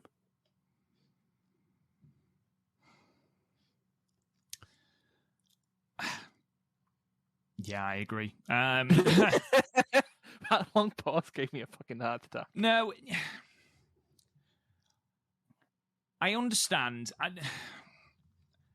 At the moment, they're sort of clutching at straws because of injuries. And that's not an excuse before you get all angry. Because there's no need for Momo and Unagi to go to a time limit draw. Momo should be dispatching Unagi. Unagi is just above the rookies, and I know she's got to get wins at some point, but that's where the 5-star comes in. She's just had a good showing in the Cinderella. She's in the future of Stardom championship match. Future of Stardom championship match. So Momo should be dispensing with it. I don't agree with the time limit draw. We talked about it pre-Budokan, about how Stardom were using the time limit draw as a get out of jail free card. And it was a trope they were massively overusing. It was a lazy trope that they were massively overusing. And do you know what? As long as they avoid using it on the big shows, your Coricans, your pay-per-views, things like that, do you know what? It's house shows, effectively. These are house shows. I would agree if they didn't put them out every show. Yeah. If it wasn't like if it was a draw at all, sure. Because it's not even at this point like it's a draw every other show. It's now a case of if a draw doesn't happen on a Stardom show, it's a break from the norm. It seems like at the moment, and I believe it's Chris Jericho that said, if you try to push everybody or you try to get everyone over, no one gets over. That's exactly what it is right now. Like, wrestlers are now standing out because of their individual performance, not because of their booking. Like, Starlight's standing out because of how she's been acting, not because of her results. And it's weird because every faction has pin eaters. They all have a child or unagi. Or they have an unagi. Yeah. It's so many vowels in that. There is unnecessary amount of vowels. Everyone has a kid or a rookie, apart from maybe DDM. But like, just let some of them take the fucking they do let some of them take the pin sometimes. So, meh. And also, like, I understand that they're house shows or whatever, but they're still in theory trying to generate interest for the upcoming Yokohama show. Exactly. Which, if that's the case, why haven't we've not been pairing off people properly? No, and that's something we do agree on. The fact that Utami and Tora, that is your entire main event. But it's mostly been like the biggest build we've had on any of these shows so far is Tora stealing a rose. Exactly. One throwaway match. In fact, we've had more of a build towards Tora versus Maika than we've had towards Tora versus Utami. Utami and Konami's had more of a had more. And like, I'd get it if it was like verbalized text. Tora isn't muddying herself with Utami to get inside Utami's head, but that's not verbalized text. This card, okay, the third match on the card. Queen's Quest, Sayaka Kamitani and Utami defeating Uedatai, Konami, and Starlight Kid. Okay? Mm-hmm. Which, by the way, I've given 3.5 stars. It is a great match. A really good match. Go and check it out. It's probably the best tag match on this tour. It's the second best match on the tour, which, gives you some indication. But again, Uedatai, Konami, and Starlight. In the main event is Tora Ruaka and Saki Kashima versus Julia, Maika, and Syuri. Why? Swap out Konami and Tora. And then you've got Konami, Ruaka, and Saki versus Julia, Maika, and Syuri. If you still want to do the stuff with Maika and Tora, if Uedatai win, Tora's going to take the microphone anyway because she's going to be out with Uedatai. But it's another opportunity where we could get Tora versus Utami instead of Utami versus Konami, which is what we've had, I think, 3 times on this card, on this tour. It's a running thing where they've furthered a lot of small, interesting, like the dynamic between Koguma and Mayu, the turn to the dark side of Starlight, and the courting of Maika from Tora. Which is great, by the way. I do enjoy that. These are all very good little side stories, but the main stories have barely been touched. Exactly. You've got a pay-per-view coming up. Tam and Saya have paired off once on this tour. I understand Saya was injured, but there's like 4 or 5 shows before she was injured. As we've mentioned several times, Utami and Tora barely saw each other. Like, we've had more build towards the future match than we have towards the world title match. No, you're right. I want to talk about the main event. Not for any of the in-ring action, apart from the closing stretch. Partly because Maika took the pinfall because of several bouts of miscommunication between DDM. The first time we've ever really seen anything like this, and it wasn't just once or twice, it was 3 or 4 times. And then Uedatai finisher spammed on Maika until Saki pinned her with a with a My emblem. Yeah, that was good shit. That was good teasing of dissent shit, and it can have plausible deniability if you decide that's not the route you want to go down. Exactly. And well, now but you've shit, got like how many people have a world title match? But they've got Tora now planting the seeds in DDM for, some manner of defection from Micah, which is great. It's the first time DDM's looked human. Exactly. They look human. They're making mistakes. You've got Syuri in increasing desperation. Don't you talk to my Micah. She doesn't want what's happened to Stars to happen to them. My Micah again. But this would have been perfect to happen after Yokohama Dream. Mm-hmm. But it's like they booked Yokohama Dream and they're going, actually, we care more about these storylines, so we're going to push them now. It's like when you're nearing the end of one project and then like you've already had an idea for your next project and all you want to do is plan that. It seems like that's what Stardom are doing. How far was Tokyo Dream pushed back? It was only pushed back 6 days, wasn't it? Mm-hmm. Right, okay. Because I was thinking maybe they missed some dates off the start of the tour because of... Maybe, but at that point, you move the important shit. Exactly. Like, you don't just... Like, you have... Like, they know... Like, not to sort of victim blame in terms of COVID, but they know that shit's all subject to change. And they know that's doubly so right now. Because Japan are desperately shifting because of the Olympics. You can't just book these minor stories and go, well, we obviously can't sacrifice them, so we're going to sacrifice the stories that actually matter right now. Because all the stories right now, with the exception of maybe the Starlight Kid stuff, had to be pushed back. They could have been pushed back. There is no difference between the Ueditai Micah stuff happening now and happening after Yokohama. I agree. Should we just quickfire the rest of these? Because to be honest, I haven't watched the 24th because it wasn't up on World when I started watching, so I'm just going to quickfire through that card. The Stardom, Aomori, Asahi Broadcasting 30th Anniversary, Night 1, 24th of June from the Utami Multipurpose Hall in Aomori, Japan. 322 people. They're getting good gates in on this tours, at least. Singles match, Momo Watanabe defeated Lady C in 6 minutes and 8 seconds. Azumi defeated Ruaka by DQ, 7 minutes and 1 second. Ueditai, Konami, and Natsuko Tora defeated Queen's Quest, Sayaka Kamitani, and Utami. Tag team match, Kaguma and Mayu defeated the Ueditai team of Saki Kashima and Starlight Kid in 13 minutes and 21 seconds. And then in 6-woman action, Cosmic Angels, Mina Shirakawa, Tam Nakano, and Yanagi defeated the Donna Del Mondo team of Julia, Micah, and Syuri in 18 minutes and 38 seconds. Moving on to the 26th, which is a show that we've watched. There was only 3 up when I watched. There was 4 up when I watched, but I didn't have time to watch.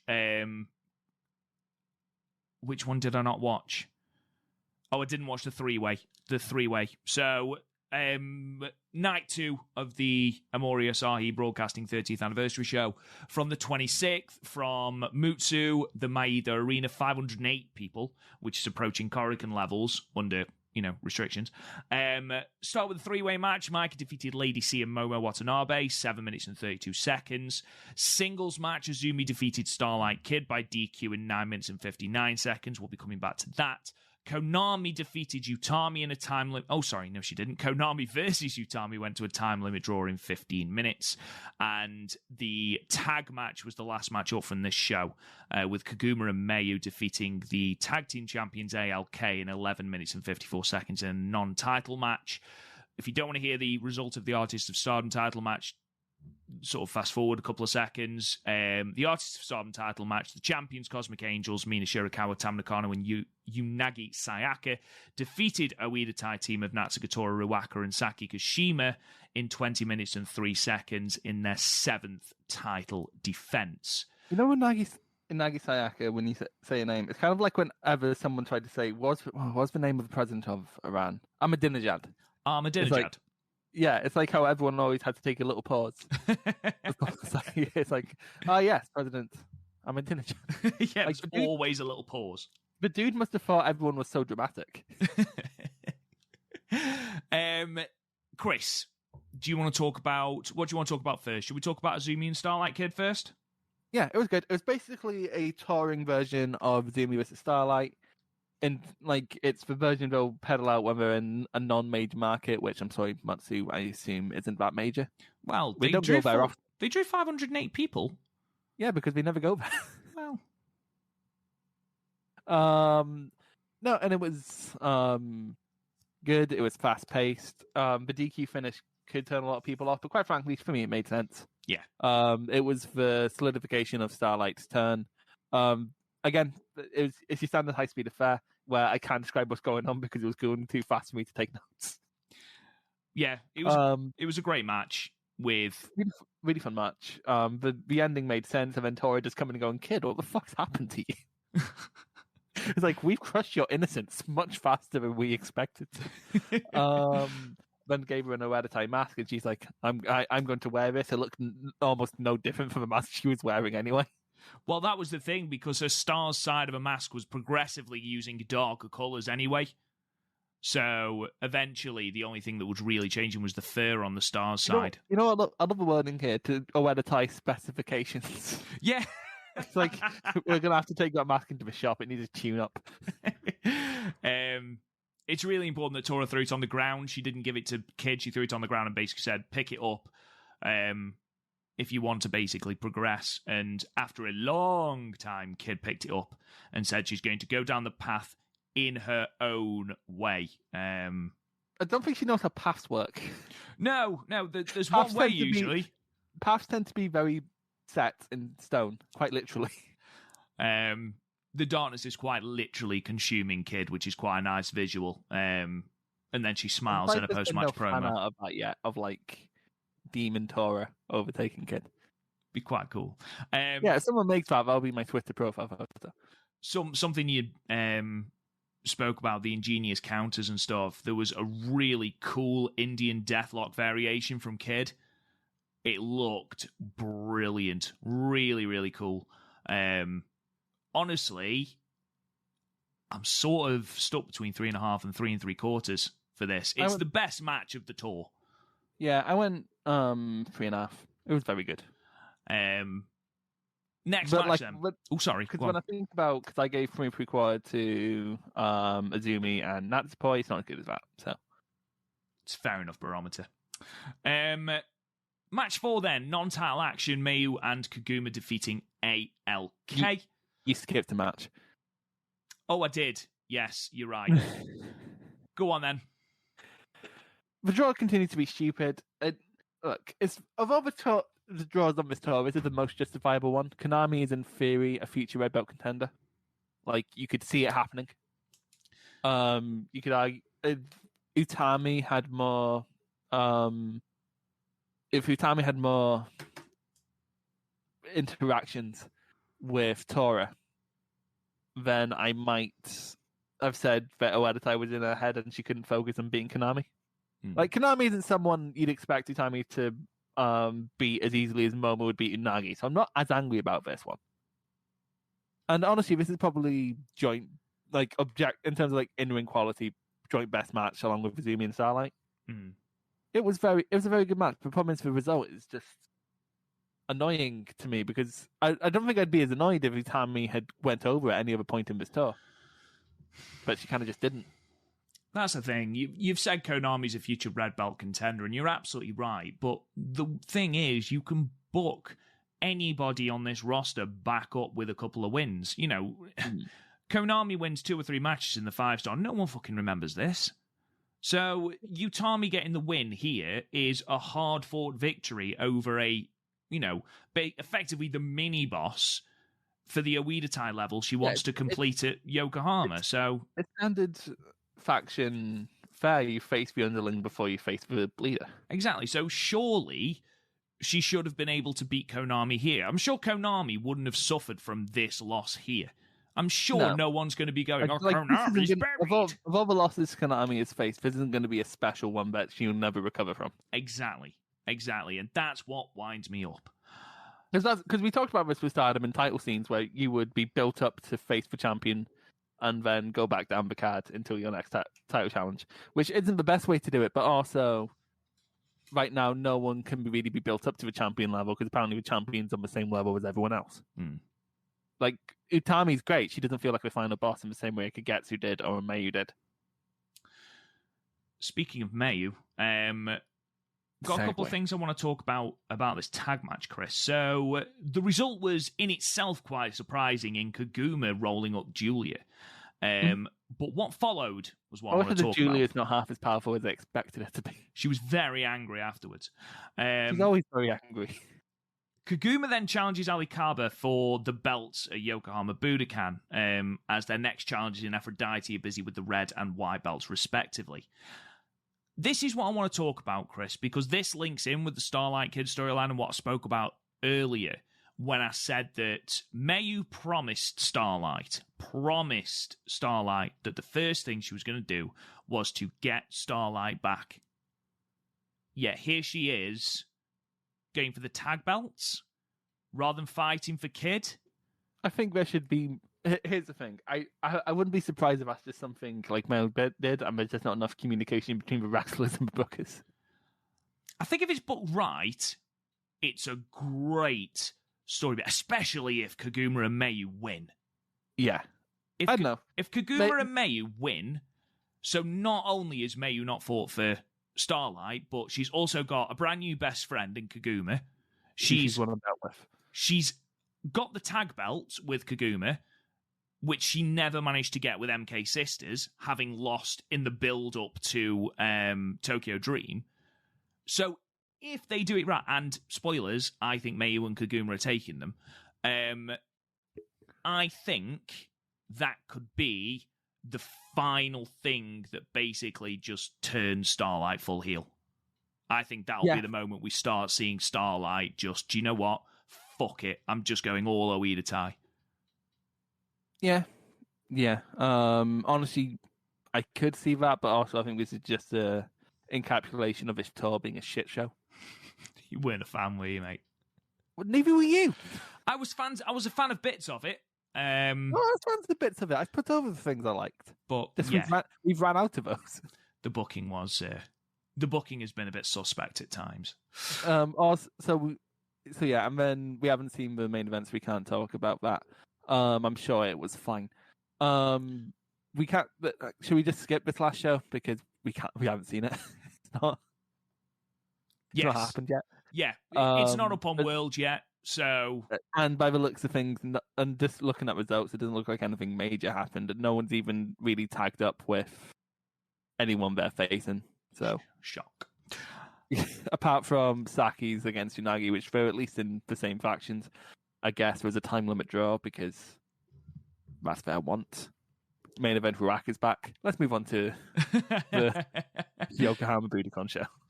So the Yokohama Dream Cinderella in Summer show is on the 4th of July. It's upcoming with English commentary, again, as confirmed by the We Are Stardom Twitter account today.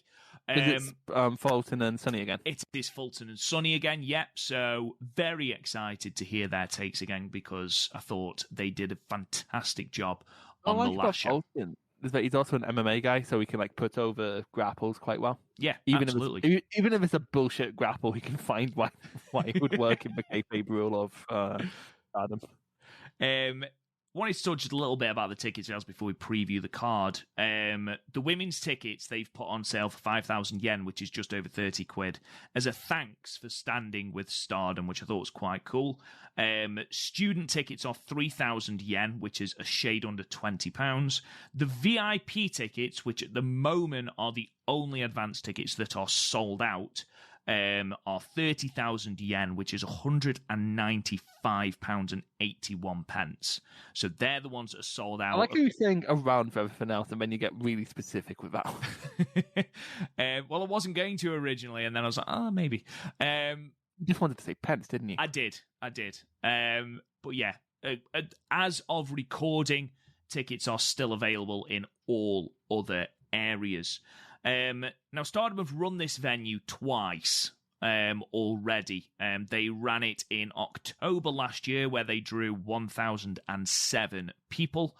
That was headlined by Mayu versus Syuri. And they ran it in April, and it drew 1,029 people. And that was obviously headlined by the all DDM tag match.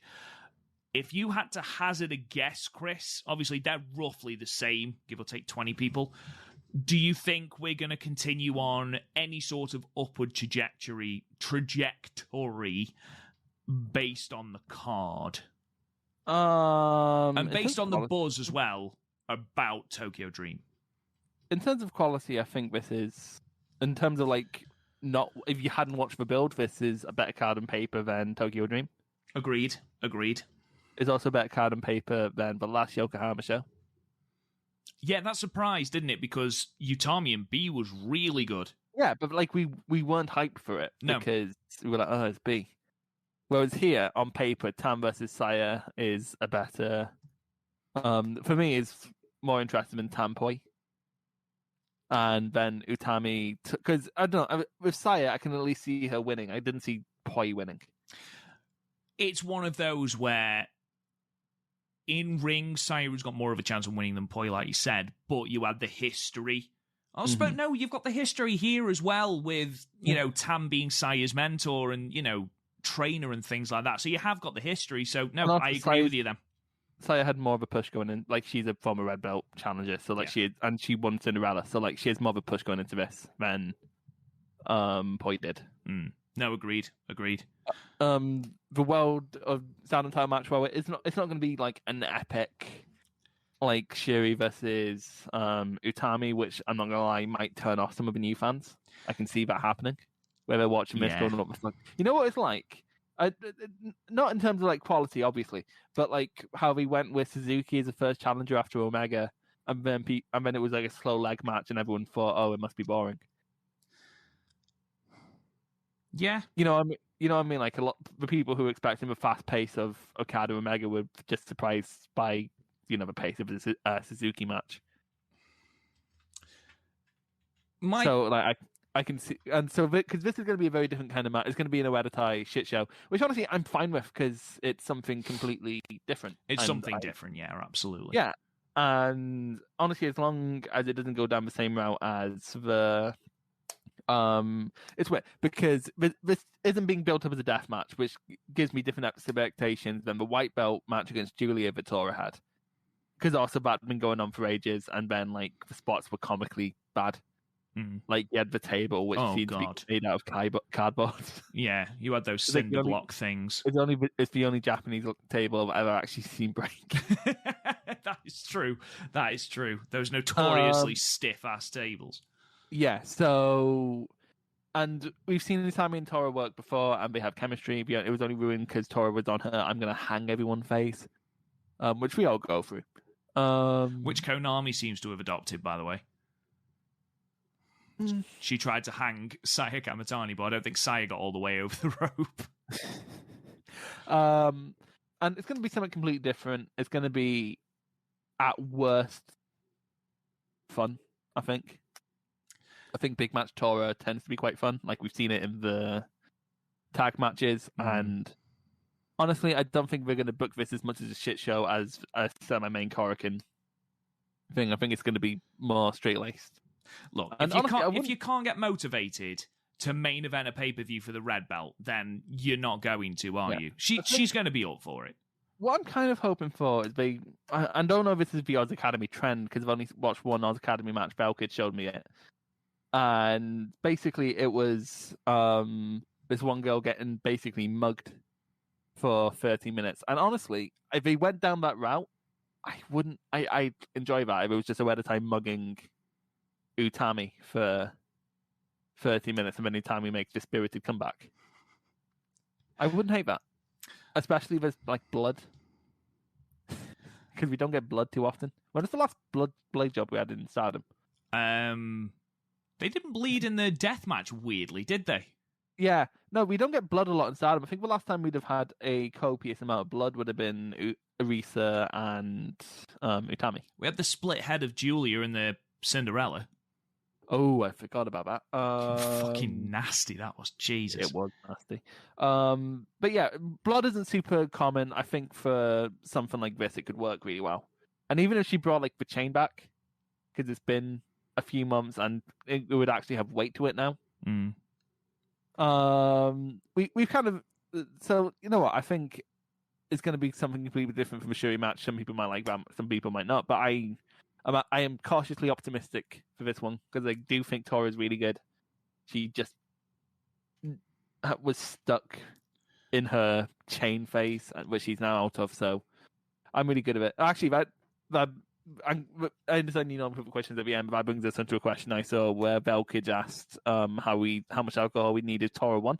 I wouldn't hate Tora winning. I think it would be quite interesting. I think it would be something completely different, and because we've had high work rate final bosses for world champion for the last 3 world champions at least. Kagetsu, since B, so like Kagetsu B and Utami, we've all fought fairly straight-laced competitive matches. A shit show champion would be quite interesting. It would be something that stands out. I wouldn't hate that result. What I would hate is Velkage being right, because he's insufferable when he's right. Yeah, Jesus. And he's put above the question, monthly reminder that I have said Natsuko will have a title match soon enough in January. He's been plugging that for a while. I think Armani Shoe Exchange has been plugging that for a while as well. Yeah, and I hate it when he's right, because he's right all the fucking time. He's always fucking right. Like, fucking hell. And you know what? He's even right when it comes to recommendations. He's like, he was plugging away he recommended DDT to me in a Facebook group before we even started the podcast like a year and a half ago, and now it's my favorite thing in wrestling. And he's like, I'm so proud of you. I'm like, damn it, I hate when you're right.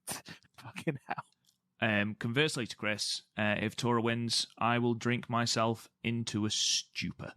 I mean, like, it's on a weekend. It's bold of him to assume I wouldn't already be drunk watching it, but and in terms of but again, I think it would be a very interesting result. I think I'd like it much more than Rob would. But like, again, something variety, something different. It wouldn't even have to be a long way. Maybe like a short 3-month one with 2 defenses, and it's all a big shit show. And then whoever conquers has saved Stardom. However, I think it could be very, very interesting. I'm not saying it would be like critically as good, but you know, you sometimes need to try new things, and that would be a new thing. So. Let's preview the rest of this card then. Let's go through it and talk about who we think is going to win each match. You can tell that we are quite a few people down with injury. We start with the Gauntlet Tag, which gets a lot of people on the card. So the Gauntlet Tag teams are Micah and Lady C, Hanan and Hina, Saki Kashima and Rina, and Konami and Fukiken Death. Why are heavy this tag? Yeah, well, it's because they keep adding members. It's because they keep nicking members from Stars. Yeah, but Hereditary's like half the Stardom roster at this point. Which is why I'm saying it would be cool if they mugged Utami, because then we'd get a lot of different. Anyway, yeah. I don't really care who wins this one, to be honest with you. No. If I wasn't reviewing the show, it'd be one of those matches I'd skip. 100%. I'd love to see Micah and Lady C get the win. Whether they do, I don't know. I'm leaning more towards one of the Oedo teams, just because Oedo are getting the push at the moment. Each team has a pin eater, so it's really anyone's game. Absolutely. In fact, the only team that haven't really got a pin eater in the grand scheme of things are Konami and Fukigen. Yeah, well, Fukigen's kind of a... She is a pin eater, but when you compare it to Rina, Hina, and Lady C... Yeah. Special tag team match then. Queen's Quest, Momo Watanabe and Azumi taking on Starlight Kid and Ruaka. I wonder who's losing. Yeah. Well, you say that. It wouldn't surprise me if Oedo win this. It wouldn't surprise me. Obviously, all the focus is on Starlight Kid. Depends how they book it. If you're going to book it as a descent for Starlight Kid... You could do a brutal DQ, put Starlight over as a heel, and then get into Utami's head for later in the night because her backups. It would also give an excuse for why Queen's Quest wouldn't come out to help Utami because they're injured. I think... Yeah, we'll see. I'm undecided. It depends, like, say, how they want to book it. If they want... Also, what I do like is they say, Starlight's now lower than Ruaka, but Konami's the one stuck in the gauntlet. The gauntlet with Fukigen, I know. it depends if they're going to have Mayu and Koguma win the tag belts, and then you can have that parallel between the rise of Mayu and Koguma and the sort of fall of Starlight Kid. Or if you want to book Starlight Kid as a brutal heel, fully embracing that dark side, then it depends how you book it. I honestly think you're putting more thought into this match than Stardom did. Maybe. Future of Stardom tournament final with Mina Shirakawa taking on Unagi Sayaka. Chris, who have you got to win the vacant Future of Stardom championship? I hope it's Mina, because I can't handle more Unagi singles matches. I really want it to be Mina. Really want it to be Mina. Don't get me wrong, it's a Future of Stardom title, so I don't have a ton of vested interest, but I'd rather see more Mina singles matches than I would Unagi singles matches. Yeah, ultimately, do you want to see Unagi versus Rina, or do you want to see Mina versus Rina? And if the answer is Unagi versus Rina, you're wrong. I mean, honestly, if you give an answer, you're a fucking nerd. I'll be honest, mate. I think they're going to put it on Unagi. I'll be honest, that's fine. It doesn't really matter that much. It's the fucking feud belt. I know, but it means, like you said, it's more singles matches for Unagi. They'll be like 5 minutes long. Calm your ass down. Goddesses of Stardom Championship match next with ALK, Julia and Syuri taking on the challengers Mayu Iwatani and Koguma. I hope this is short because Koguma's not. Koguma gets worse as her matches go on. In terms of the match itself, in terms of progression, she's getting better. But within a single match, she's good at opening exchanges. She's not that good at ending. No, she's still got a little bit of ring rust. Mm-hmm. So I would honestly have this go 10 minutes, and have Koguma beat Julia, and then have Julia destroy her in the 5-star. Be good. To be honest, there's a couple of reasons I think Mayu and Koguma are going to be taking the belts. I know that all of which you've given. No, I've got another one. I have another one. You're full of takes today. Well, just think about the belt. I know that they aren't above doing double belt champions and things like that, but at the moment, the SWA belt is tied up every time there's a tag team championship match. World title match. Exactly. So I've just got a feeling feeling that some of these smaller shows could have used a token SWA. Exactly. Another belt for Momo not to get a shot at. So, you could get rid of some of these belts you never eat. Okay, it's fine. I'm gonna. So I think, yeah, that makes sense. And also, it could help the DDM descent thing. If that's the way you're going to go, I mean, ultimately on the 27th, or it was either the 27th or the 27th, can't remember. Micah dressed up in ALK gear. So to prove a solidarity with DDM. So I don't know if that's actually going to go anywhere. We don't know. But even it's for me, that strikes me as when a couple renews their vows a few months before they get divorced. Before they start an affair. The affair already started. Semi-main then, Y Belt Championship match. Tam Nakano taking on Sayaka Kamitani. This for me is the hardest match to call. Yeah, because there's been no fucking build. There's been no build at all. There was one match at the start of this tour. That's it. And I understand Saya's been injured, but there were other shows. The match is going to be good. The match is going to be fine. It's Tam and Saya, of course, is going to be good. There's stuff you can throw onto it. Again, they have previous, but that wasn't put across in the story. So I think adding that, while it's not verbalized text.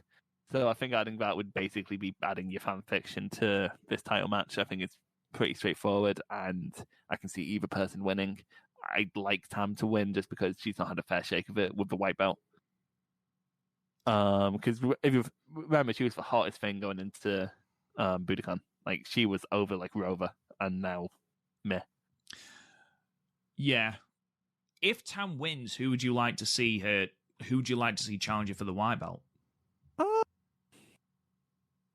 I don't think she'd defend, because the 5-star will be at the end of next month. It starts the end of July in this very building. I don't think she'll have another defense before the white belt. So I'll wait to see her block and let you know. Okay. I wouldn't be surprised if a block were announced in this show. It wouldn't surprise me either. That's actually a great shout. That is a great shout. Yeah, because it's in this building, so it makes sense. Oh, it starts in the Budokan. That's Yeah. mad, because remember, the Yokohama Budokan show was going to be a random show in the middle of the 5-star. Yeah, it's the 20... And then it ends, I think, in Otawards City Gym on the 25th of September. Mm-hmm. So... it's going over... That's very clever. Have to make 3 payments to see the 5-star. Well done. I think Tam will win as well. But if Saya does win, I'm absolutely fine with that. I don't mind. We've talked a lot about Utami and Tora, so I'm not going to spend a lot of time on that. Also, quickly, that is an issue with this title match, because after a build, you should have a fucking side. Yeah, I get that. And when you've got a face and a heel like in the main event, it's a little bit easier. But when when both Saya and Tam are either babyface or tweener, it's a little bit more difficult to do it just on character. I just realised I didn't really give my actual predictions. If I was predicting, it would be Mina, Stars, Tam, Utami. If I was booking, it would be Mina, Stars, Tam, Tora. So the only change you would book is Tora winning? Yeah. Okay, well, unfortunately, I have the exact same picks as you. I mean, it's not like we were doing a competition, because we'd have to get Garth involved, and he's going to go, what the fuck is a Saya? You naggy, that's an eel. What are we on about? But yeah, so... But I hardly know her. That's the pay-per-view that is coming up on the 4th of July. I am just going to put this over because I'm looking at the tour post now. That badge is fucking great. Proper 60s, hippie 60s. It's amazing. Yeah, it's quite a cool logo. But yeah, that's the pay-per-view's coming up on the 4th of July. Like I said, English commentary. It doesn't look like it's going to be on Samurai, unfortunately. It doesn't look like it's going to be on Samurai, so if you want to watch it live, it looks like you are going to have to fork out. I'm sure if it is on Samurai, somebody on Twitter or on Discord will put the link in there for you. It starts at 9 a.m. if you are in England. If you are, let me just see. Fucking, if you are in England, fuck off. If you are in England or its many, many places we've colonised, it is in... No, if you're in 9 a.m... sorry, if you're in the UK, it's 9 a.m. If you're in Japan, it's 5 p.m., 4 a.m. Eastern Time, 1 a.m. Pacific. The English beat Germany and suddenly we're all up on their fucking high horse. Right, last thing then, before we disappear, we've got a couple of questions. So, taking to Twitter first. Matt B on Twitter, very quick question. Which stable would Lady C have the most upside in, Chris? Honestly, right now, Stars, because there's no one else. In terms of who she'd fit in, it would be Queen's Quest. I think she'd fit best in. So not Cosmic Angels? That is where the story was going. It was, and they seem to have dropped it. Dropping a Tam storyline, that's a surprise. I don't know. The only... Because every stable... if she went into DVDM, she'll be a pin eater. Actually, whatever stable she'll go in, she'll be a pin eater. But I'd say Stars just because there's no one else there, she'd have more chance to shine, I guess. Because it's so barren.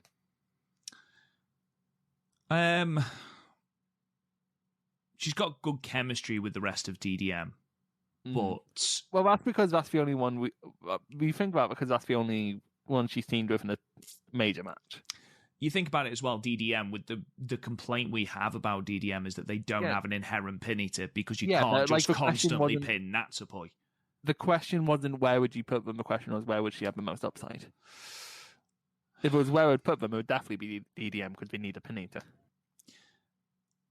So where would she have the most upside? Stars, because she wouldn't, because the only person who'd really be above her is Mayu and Koguma. Everyone else is rookies, everyone else is Hanan. You'd argue that Hanan... Well, you say that. Don't forget you have got 2 members of Stars are injured. Yeah, but... They are to come back. But they won't be back for a while. No. I saw someone say that they thought Jungle Kiona might be back for the 5-star. I'd be incredibly surprised. Incredibly. If you saw her at the Hana show, she was handled with absolute care. She was walking, but she did nothing else. Lone Saber on Twitter. Hello, Lone Saber. It looks say like hello to the other guy. I did. Oh, well, sorry. Hello, might be. It looks like Momo has finally got her custom merchandise series. Maybe we can dream a little push, or do you think it's just to get along other Queen's Quest members' merchandise series? The second one. I think that she is getting her own because the rest of Queen's Quest have them. I think it's because everyone in Stardom gets merch. I think that's all it is. They've released a load of Aphrodite stuff, haven't they? So yeah. So yeah. She will probably get a push, but that's because everyone on the roster eventually gets a push. Exactly. I mean, Nagi recently had a fucking push. She might get the championship, yeah. We really cover Future about a push. Pip out on Discord, this is the last question. I feel like we've covered a little bit of this, but I'm going to repeat it anyway.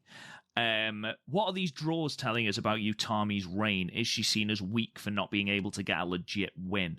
That was my concern when, not necessarily in all of them, but when she drew with Konami, that was my main issue because, Konami is in a Uedatai. She's facing, the final boss level of a Uedatai in Natsukatora, and she can't even beat the underling. That, I feel like, displayed her as weak. I feel like she's fighting an uphill battle, having not headlined especially Yokohama. She doesn't feel like a final boss. She feels like our boss. Tora or Utami? Utami. Yeah, she feels. I think Tora would feel more like a final boss, but one of those bullshit ones which gets all its health bar back when you're about to beat it. Yeah. I feel like not headlining that Yokohama Budokan show. I understand the All-Star Budokan one. That's by the by, but headlining under the tag belts with no storyline going forward. And not headlining many shows. Yeah. Many B-show shows. So she's coming off as much weaker than the last few champions. And I can't speak for the booking of people before B, really, because that's when I came in. And went back and watched, but not all in order. So honestly, she does feel weaker than B did in terms of booking. Who feels bigger at the top of the card, Chris? Utami or Julia? Julia, definitely. Yeah, exactly. And that is where I have an issue. I don't have an issue with Julia. I think Julia's great. I think her and Syuri are a great team. But when she is the biggest star of the company, above your champion... Because there's also presentation, because when Julia comes down, especially with her music, it's hell descended. It's ridiculously badass, whereas Utami, she didn't really feel badass in the reign until the entrance of Syuri. No, I disagree. I feel like she's grown into it. She's grown into it, but she's grown into it forcefully, not through Stardom's whim. I think she's done better as champion, I feel like, than Stardom thought she would. Mm-hmm. That's clear by how good she's been next to how... Because, look, she's one of my top 5 champions of the year. And, she's among such illustrious company as Yuki Ueno, Jun Akiyama, and Roman Reigns. Oh, Yuki Ueno. He's fucking good. You can't mock me because you haven't seen his fucking matches. He's the new Kento.